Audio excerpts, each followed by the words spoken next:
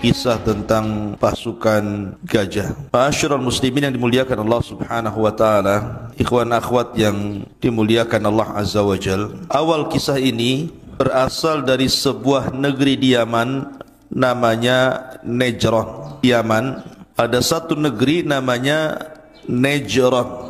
Najran ini mayoritas manusianya beragama Nasrani kala itu. Najran mayoritas agamanya kala itu adalah Nasrani, tetapi tentu Nasrani yang masih berpegang dengan agama Isa ibnu Maryam, bukan Nasrani yang sudah menuhankan Isa, mengatakan Isa anak Tuhan, Isa satu di antara tiga Tuhan, atau Isa adalah Tuhan itu sendiri. Bukan itu, tapi Nasrani yang masih mentauhidkan Allah Subhanahu wa ta'ala. Masalahnya di Najran itu dipimpin oleh seorang raja, rajanya pula Yahudi, namanya Dzu Nuwas namanya. Karena Malikul Arab, raja-raja Arab itu biasanya, terutama raja Yaman, itu selalu namanya dimulai dengan kalimat Dzu, seperti Dzulqarnain dari Yaman. Dzu Nuwas itu raja Najran. Lah Dzu Nuwas ini agamanya Yahudi, tetapi masyarakat Najran itu mayoritas Nasrani. Lah akhirnya Dzu Nuwas ini ingin menjadikan Najran ini semua menjadi Yahudi, memaksa rakyatnya untuk berpaling dari agama mereka, dari Nasrani pindah ke Yahudi. Lah sebagaimana raja-raja di zaman dahulu seperti Namrud ataupun Fir'aun, maka Dzu Nuwas pun mengaku Tuhan. Dzu Nuwas itu mengaku Tuhan, sama dengan Namrud dan juga Fir'aun yang mengatakan ana rabbukumul a'la. Lah Dzu Nuwas ini ngaku dirinya adalah Tuhan yang harus disembah oleh kaumnya.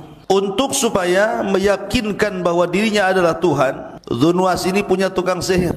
Tukang sihir inilah yang kemudian membuat keajaiban-keajaiban, seolah-olah keajaiban itu datang dari Dzu Nuwas, sehingga masyarakatnya merasa ketakutan dan menganggap Dzu Nuwas adalah Tuhan. Jadi Dzu Nuwas itu punya tukang sihir, dan tukang sihirnya itu selalu membuat keanehan, khususnya untuk Dzu Nuwas, dan supaya masyarakatnya melihat bahwa dia adalah seorang Tuhan, padahal datang dari sihirnya tukang sihir Dzu Nuwas.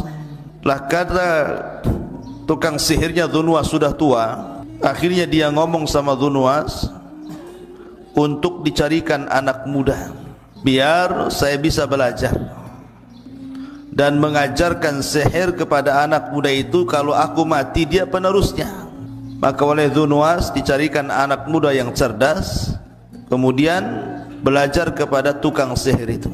Masalahnya perjalanan dari rumah anak muda ke tukang sihir itu melewati sebuah gereja.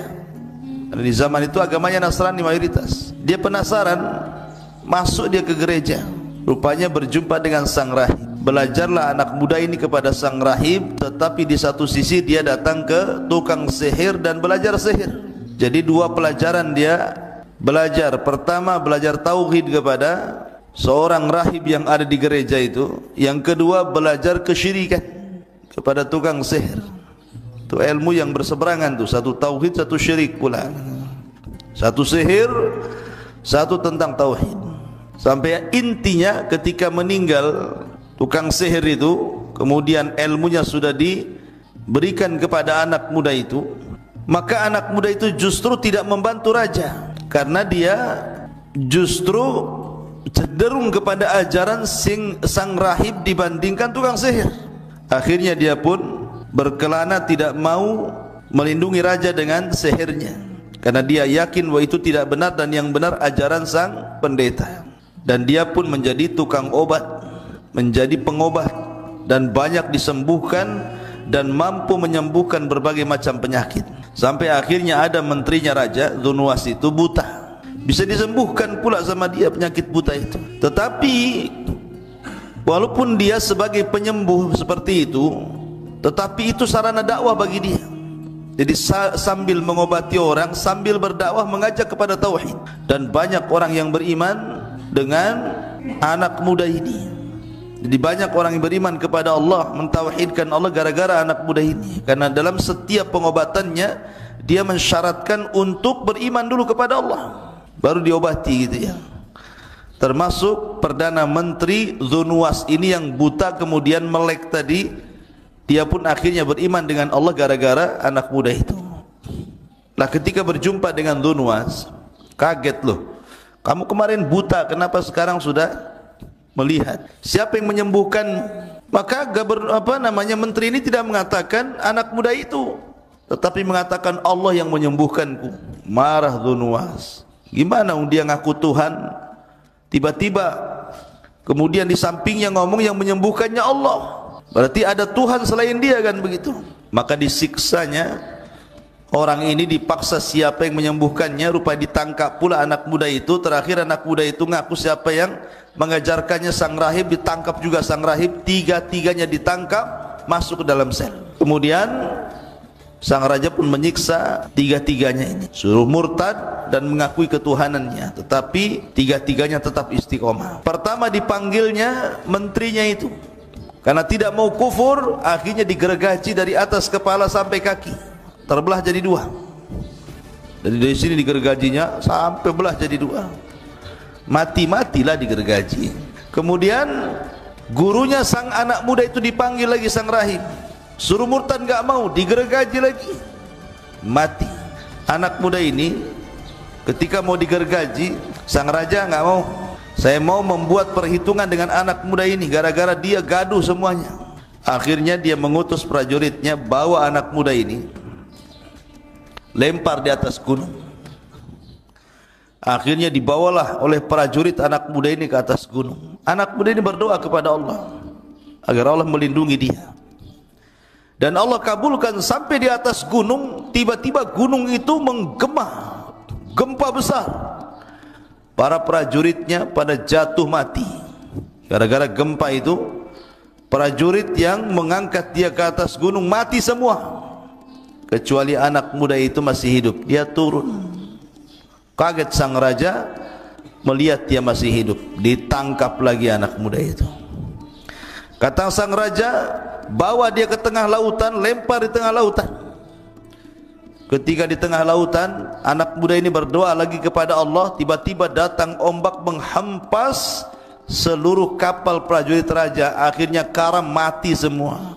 Anak muda ini masih hidup, tak mati-mati ya. Sang raja dengar anak muda itu masih hidup, marah lagi, tangkap anak muda itu. Jadi asik ditangkap, mau dibunuh, tidak bisa-bisa, tidak bisa mati anak muda ini. Sampai suatu ketika anak muda ini karena sudah tahu dia tidak mungkin lolos, kemanapun dia pergi pasti ditangkap dan akan ada upaya pembunuhan. Dia ingin kematiannya husnul khotimah. Akhirnya dia pun mengatakan kepada sang raja, raja, Dzunwas, kamu tidak akan bisa membunuhku kecuali ikuti saranku. Kumpulkan manusia di lapangan, buatkan aku tiang gantungan, salib aku di tiang itu. Aku akan berikan satu anak panah kepadamu. Dengan anak panah itu, kau lemparkan anak panah itu, arahkan ke pelipis mataku. Tetapi sebelum kau lepaskan anak panah itu, kau harus mengucapkan Bismillahi Rabbil Ghulam. Bismillahi Rabbil Ghulam. Sepakat raja. Senang dia, oh begini cara membunuhmu ya. Baik katanya. Dikumpulkan orang-orang Najran. Sampai-sampai Ibnu Katsir rahimahullah ta'ala menyebutkan jumlahnya itu sampai 20.000 lebih manusia yang ada di Najran dikumpulkan, 20.000 lebih hadir di lapangan itu. Kemudian raja pun membuat tiang gantungan, disaliblah anak muda itu di situ. Kemudian anak muda itu setelah memberikan anak panah kepada sang raja Dhunwas, maka Dhunwas ingin menampakkan bahwa dia adalah Tuhan dan bisa membunuh anak muda itu. Ditariknya anak panah dari busurnya, kemudian dia mulai membaca Bismillahi Rabbil Ghulam. Tidak sadar dia akan ngaku Tuhan, tetapi dia malah mengucapkan Bismillah dengan menyebut nama Allah, Rabbnya si fulan, secara otomatis membatalkan ketuhanannya. Ya, dia kan Tuhan, harusnya jangan ngomong Bismillah Birabbil Ghulam. Tapi itulah siasat anak muda itu. Ketika dia menyebutkan Bismillahi Rabbil Ghulam, orang-orang mendengar semuanya, melesatlah anak panah itu tepat di pelipis anak muda itu, kemudian meninggal. Manusia yang menyaksikan ketika itu, tiba-tiba mereka berteriak, Amanna bi Rabbil Ghulam, Amanna bi Rabbil Ghulam. Kami beriman dengan Rabbnya anak muda itu. Melihat hal itu raja stres. Ini yang beriman 3 orang, gara-gara matinya anak muda ini yang beriman 20.000 orang. Namanya gugur satu tumbuh 20.000 tuh. Ya. Jadi raja stres nih. Kok bisa orang-orang ini beriman secara cepat seperti itu? Itulah hidayah. Meninggal saja anak muda ini, bangkit 20.000 orang dan mengatakan amanna bi Rabbil Ghulam, kami beriman dengan Rabbnya si gulam. Akhirnya sang raja marah dan dia mengatakan kepada prajuritnya, tutup gerbang, jangan ada satupun orang-orang itu keluar dari gerbang. Maka ditutuplah sang prajurit, tidak ada boleh keluar dari lapangan itu. Akhirnya satu persatu kata sang raja, buat mereka murtad kembali dan mengakui ketuhananku. Kalau tidak, hukum mereka. Buatkan parit yang sangat besar, masukkan kayu sebanyak-banyaknya, bakar dengan api sebesar-besarnya. Siapapun yang tidak mau mengakui diriku Tuhan, masukkan dia ke dalam api itu. Betul-betul dibuat parit api. Satu persatu dari 20.000 itu suruh murtad. Subhanallah, tidak ada satupun yang murtad. Tidak ada satupun yang murtad. Semua masuk ke dalam api itu. Sampai kepada seorang ibu yang membawa anaknya, hampir ragu-ragu dia. Masalahnya anak kecilnya itu mau dilemparkan ke api. Tetapi tiba-tiba Allah membuat bicara anak itu dan mengatakan, wahai ibuku, jangan takut. Masuklah kau ke dalam api, karena engkau dan aku akan berjumpa di sorga. Baru kemudian dia melemparkan diri ke dalam api. 1, 2, 3 sampai ribuan, dan hampir 20.000 lebih masuk ke dalam api itu. Dan Allah takdirkan dari sekian orang yang diuji dengan api itu, ada 1-2 orang yang mampu melarikan diri atas kehendak Allah. Jadi 1-2 orang itu melarikan diri. Dia tidak sempat masuk ke dalam api dan tidak sempat dipaksa dilempar ke dalam api, dan berhasil melarikan diri. Maka berangkatlah dari Najran menuju Syam. Dan kala itu Syam adalah wilayah Nasrani terbesar. Wilayah agama Nasrani terbesar itu di Syam. Melaporkan tentang kekejaman Dhunwas yang ada di Najran.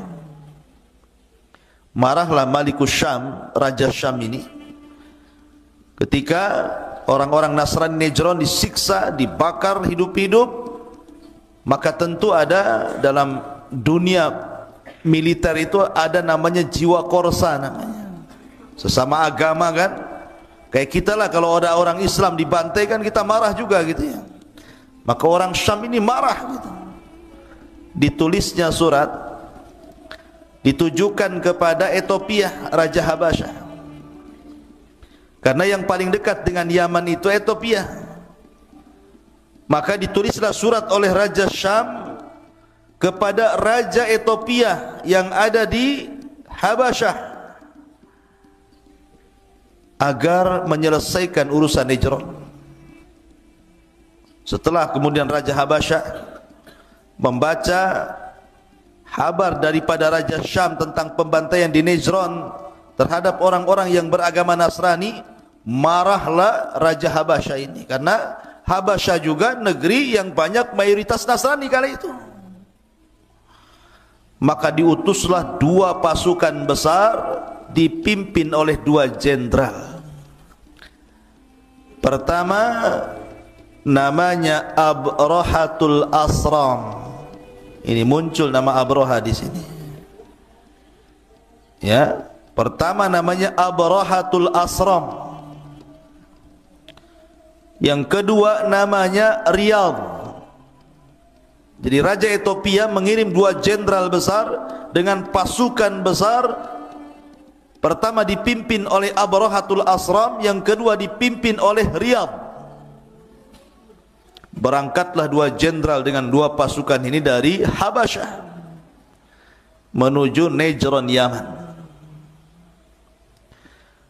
Lah akhirnya kemudian setelah sampai pasukan itu ke Yaman, maka digempurnya Najran oleh dua pasukan besar ini, oleh Riyadh dan Abrahatul Asram, dan berhasil dikuasai Najran oleh dua jenderal asal Habasyah Ethiopia ini.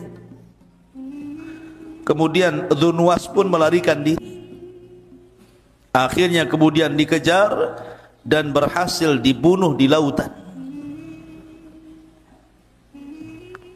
Nah, setelah meninggal Dzunwas, maka kondisi Najran kembali kondusif, kembali menguat agama Nasrani, dan dipimpin oleh dua jenderal, Abrahatul Asram dan Riyadh.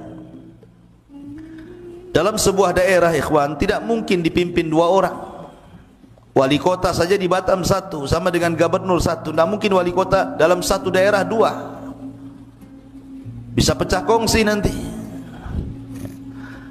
Makanya ketika itu Abraha, dia licik, dia ingin membunuh Riyadh supaya dia satu-satunya penguasa Najran di bawah kekuasaan Habasyah, atau di bawah kekuasaan Ethiopia ketika itu.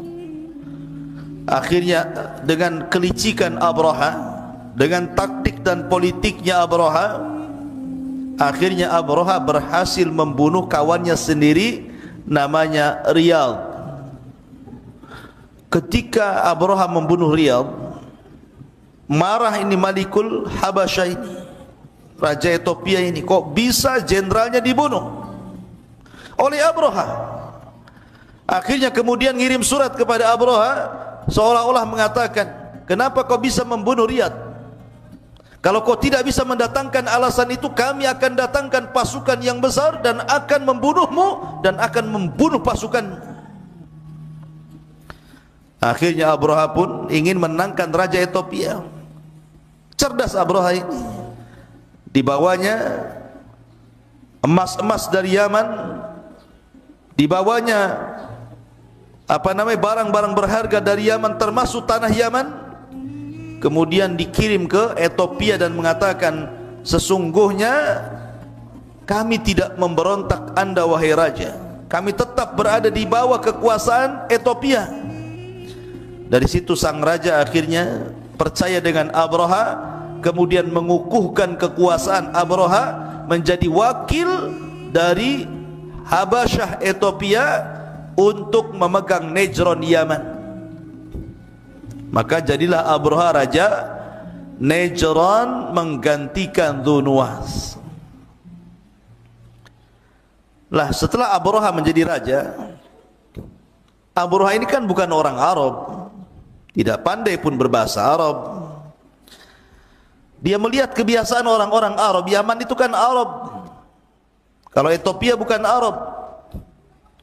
Jadi melihat kebiasaan orang Yaman, orang Yaman itu suka datang ke Mekah mengagungkan Ka'bah. Setiap setahun sekali mereka melakukan haji dan umroh, tentunya ala jahiliyah lah, tapi masih mengagungkan Ka'bah. Terpikirlah oleh Abraha untuk mengalihkan kiblat manusia dari Ka'bah ke Najran. Gimana caranya orang Arab tidak datang lagi ke Ka'bah dan datang ke Najran? Akhirnya dibuatlah oleh Abraha itu semacam gereja termegah kala itu, tertinggi kala itu, sampai disebut Kullas.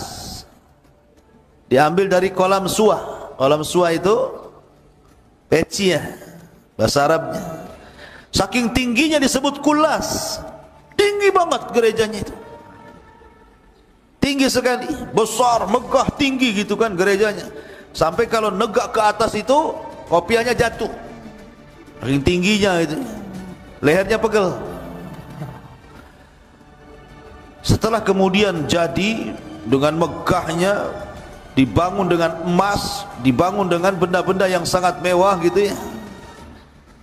Ketika hendak diresmikan, dikirimlah surat ke kabilah-kabilah Arab agar mereka mau datang ke gerejanya dan meninggalkan Ka'bah. Marahlah orang-orang Arab. Gimana gak marah? Gak bisa menggantikan Ka'bah dengan gereja. Siapa yang bisa menggantikan Ka'bah dengan gereja? Tidak ada. Kemarahannya sampai akhirnya seorang laki-laki dari Bani Kinana, seorang anak muda dari Bani Kinana, berjalan kaki dari Mekah menuju Yaman. Kemudian malam-malam masuk ke gereja Abraha, berak pula dia di gereja Abraha. Bukan di toiletnya, di dalam gerejanya. Tetapi kan dia orang musyrik, belum ada Islam ketika itu. Kalau orang Islam tidak boleh ya. Diberakin tuh gereja Abraha. Kurang puas diletakkan surat di situ mengejek Abraha. Bahkan sebagian anak muda yang lain berusaha untuk membakar gereja itu. Bahkan sebagian yang lain berusaha untuk merobohkan gereja itu. Tentu Abraha murka. Bagaimana mungkin orang-orang ini hendak melecehkan dirinya dengan cara menghancurkan gerejanya? Maka dari situ Abraha mencari-cari tahu siapa penyebabnya, apa alasannya. Rupanya penyebabnya adalah karena Ka'bah masih berdiri, masih diagungkan. Kalau Ka'bah tidak dihancurkan, maka akan tetap mereka datang ke Ka'bah mengagungkan Ka'bah, dan percuma mereka tidak mungkin masuk ke gerejanya. Ditambah-tambah orang yang kabilahnya dekat dengan Ka'bah itu pula yang kemudian menghina dirinya dengan cara berak di dalam gereja. Dari situ disiapkan pasukan besar dengan 4 gajah yang ada di depan pasukan itu. Ada yang mengatakan 8 gajah, ada yang mengatakan 4 gajah. Dan gajah yang paling besar namanya Mahmud. Siapa di sini namanya Mahmud? Itu gajahnya Abraha. Jadi gajah yang paling besar namanya Mahmud, yang ditunggangi Abraha. Maksud hati Abraha membawa gajah itu sebenarnya ingin menggeret Ka'bah dari semua sisi pakai rantai. Jadi di rantai diletakkan di ujung Ka'bah sebelah sini, sebelah sini, sebelah sini, sebelah sini. Kemudian gajahnya suruh pergi, nanti Ka'bah itu akan roboh. Itu maksudnya, membawa Ka'bah itu untuk menghancurkan Ka'bah. Maka berangkatlah 4 gajah, ada yang mengatakan 8 gajah, kemudian pasukan berkuda, pasukan jalan kaki, pasukan yang sangat besar dari Najran menuju Mekah. Orang Arab itu ketika itu ikhwan, mereka lemah, tidak bisa melawan Abraha. Kekuatan Abraha terlampau kuat. Ada beberapa kabilah berusaha menyerang Abraha tapi tidak berhasil. Percuma, sia-sia. Sampai akhirnya ketika sampai di Taif, orang-orang Taif takut kalau seandainya Abraha menyerang mereka. Akhirnya mereka pun menyerahkan diri dan meminta Abraha untuk tidak menyerang Taif. Disangka mau menghancurkan Lata, patungnya orang Taif. Akhirnya orang Taif mengatakan, ya Abraha, Lata bukan Ka'bah. Kau jangan hancurkan Lata, Tuhan kami di sini, Ka'bah di sana. nanti kami akan berikan engkau penunjuk jalan sampai di Ka'bah, jalan yang paling cepat, jalan pintas dan pantas. Akhirnya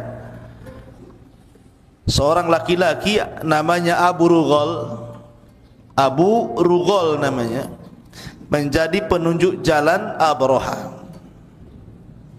Tapi Allah takdirkan Abu Rughal meninggal dunia di tengah jalan, dan kuburannya sampai hari ini dilempari manusia dengan batu, karena Abu Rughal telah berkhianat. Yang menunjuk jalan Abraha memberitahu jalan ke mana Ka'bah dan Mekah, maka dia disebut pengkhianat Arab sampai sekarang, Abu Rughal itu.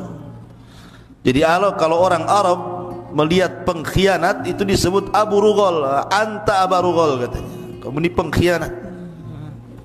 Jadi kuburannya dilempari batu, dirajam sampai sekarang kuburannya itu. Udah mati pun masih dilempari batu. Kemudian kalau melempari batu dikatakan pengkhianat kau katanya. Ya, Abu Rughal. Jangan jadi Abu Rughal. Ya. Taib. Akhirnya kemudian ketika Abraha sampai di sebuah wadin muhassir, sebuah lembah, wadin itu muhassir, tempat nantinya akan ada pengepungan tentara Abraha. Wadin muhassir ma'ruf bagi orang yang manasik haji, wadin muhassir itu. Tapi sebelumnya tentara Abraha ini mampir di peternakan orang-orang Arab dan mencuri untanya Abdul Muttalib sebanyak 200 unta. Jadi ketika sampai di wadin muhassir, disinilah kemudian Abraha ingin berjumpa dengan Raja Arab, Abdul Muttalib. Datang Abdul Muttalib. Abdul Muttalib ini orangnya punya wibawa, karena ada orang-orang tertentu itu melihat wajah saja orang dah serem. Ada juga kalau melihat wajahnya langsung segen, wibawa. Ada orang yang melihat wajah orang itu langsung meremehkan, wajahnya ya kayak gitu. Jadi Abdul Muttalib itu punya wajah kalau orang lihat itu langsung wibawa gitu. Termasuk Abraha. Abraha kan enggak pernah kenal, enggak pernah berjumpa dengan Abdul Muttalib. Ketika Abdul Muttalib datang, Abraha turun dari gajah. Tidak ngomong dari atas gajah, dia turun, dia hormat kepada Abdul Muttalib, ngampar di padang pasir. Masalahnya dua orang ini tidak paham bahasanya masing-masing. Abdul Muttalib tidak paham bahasa Abraha, Abraha tidak paham bahasa Abdul Muttalib. Terpaksalah menggunakan dua penerjemah, menerjemahkan Abdul Muttalib dan menerjemahkan Abrahatul Asram. Seolah-olah Abraha mengatakan kepada Abdul Muttalib, bagaimana pendapatmu tentang pasukan yang akan menghancurkan Ka'bah ini? Tetapi Abdul Muttalib tidak menjawab soal pasukan yang akan menghancurkan Ka'bah. Justru dia mempersoalkan anak muda Abraha yang mencuri unta, 200 unta miliknya. Kata Abdul Muttalib, mana unta-untaku? Kenapa kau curi? Abraha meradang ketika itu. Dikiranya Abdul Muttalib akan marah gara-gara Ka'bahnya akan diserang. Bukannya cerita Ka'bah, malah cerita unta. Maka Abraha pun langsung hilang karismanya. Abdul Muttalib langsung hilang karismatiknya di hadapan Abraha dan mengatakan, aku cerita tentang penyerangan, kau pula cerita tentang unta. Maka kata Abraha, kembalikan untanya. Kemudian Abdul Muttalib mengatakan, ya Abraha, aku tidak tertarik ceritamu tentang penyerangan Ka'bah, karena unta itu ada tuannya, dan tuannya adalah saya. Dan Ka'bah itu juga ada tuannya, dan tuannya adalah Tuhan yang akan melindungi Ka'bah. Nggak ada urusan Ka'bah dengan saya, karena sudah ada pelindungnya Ka'bah itu. Akhirnya Abdul Muttalib pun mengambil unta-untanya, mengumpulkan kabilah-kabilah di sekitar Arab, kemudian berdoa kepada Allah Azza wa Jalla. Begitulah orang-orang musyrik, di saat genting mereka berdoa kepada Allah, tapi di saat mereka senang mereka menyekutukan Allah Azza wa Jalla. Wa idza raqibu fil fulki da'awu Allah mukhlisina lahuddin falamman najahum idza hum musyrikun. Apabila mereka diombang-ambing di tengah lautan dalam kondisi genting, mereka berdoa ikhlas karena Allah. Tapi ketika diselamatkan mereka melakukan kesyirikan. Begitu kebiasaan orang musyrik.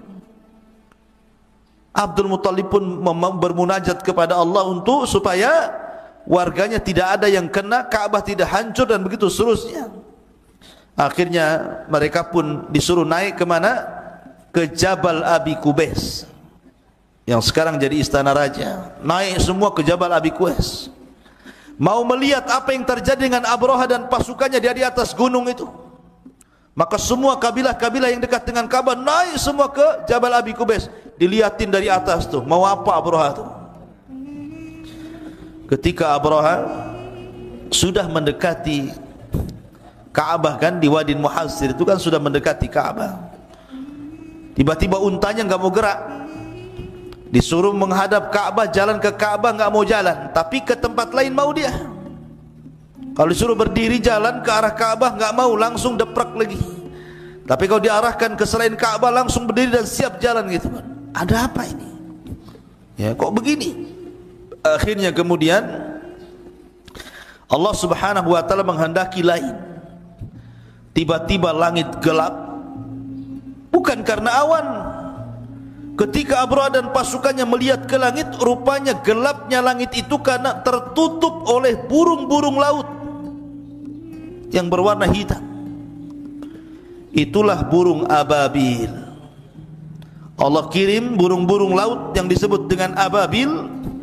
Kemudian burung itu menutup matahari, menutup awan sehingga gelap gulita, dan setiap burung membawa batu-batu yang sangat panas. Minimalnya 3 batu satu burung, 2 di tangan dan 1 di paruhnya.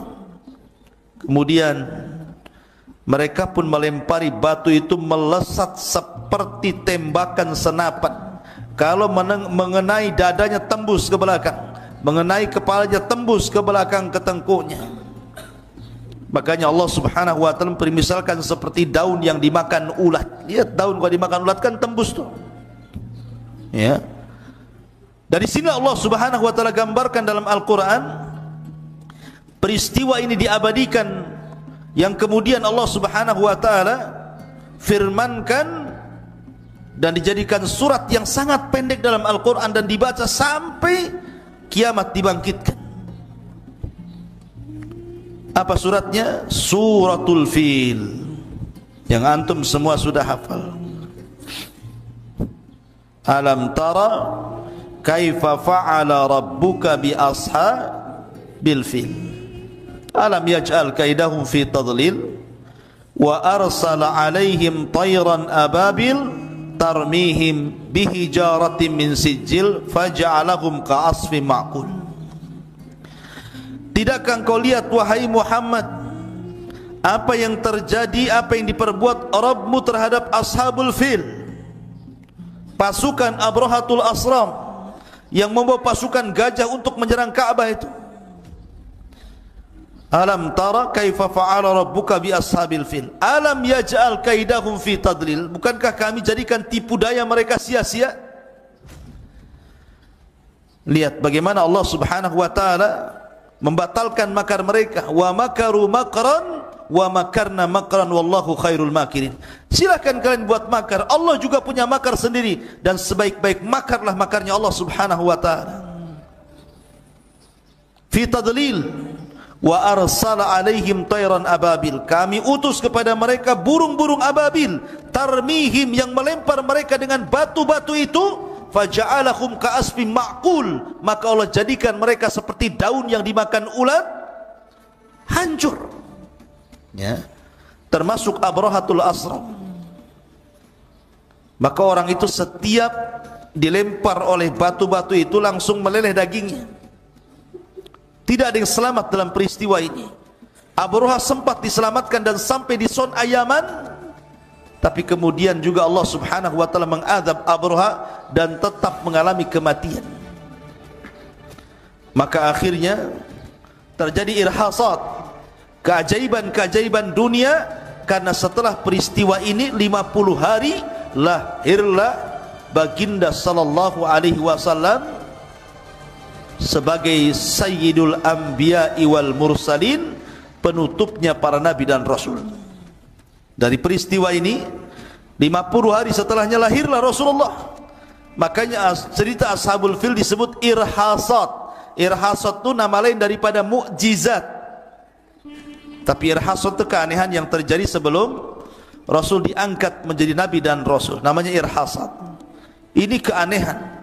Allah Subhanahu wa taala menangkan orang-orang Mekah dan tanpa ada perlawanan sedikit pun kepada Abrahatul Asram dan pasukannya. Tiba-tiba Allah Subhanahu wa taala mengirim burung. Lihat bagaimana Allah kalau menghancurkan sesuatu itu tidak perlu ngirim buaya, ngirim harimau, enggak perlu. Cukup burung laut saja. Ya, terkadang kalau Allah mengadab sebuah kaum itu yang diutus apa? Nyamuk. Ingat Namrud? Namrud itu saking sombong yang ngaku Tuhan, sampai mau membunuh Ibrahim dan orang-orang yang mengikuti Ibrahim. Akhirnya Namrud diadab dengan satu nyamuk yang masuk di hidungnya, kemudian menggerogoti otaknya. Akhir digedar-gedorkan otaknya ke tembok. Terakhir dia minta kepada khadimnya untuk mengambil sandal, dipukulkan di kepalanya. Pas dipukul mati dia. Ya, kalau Allah mau, Allah bisa bunuh orang dengan nyamuk. Begitulah orang congkak, orang sombong. Tidak perlu dikirim harimau masuk ke rumah Namrud, cukup dikirim nyamuk saja.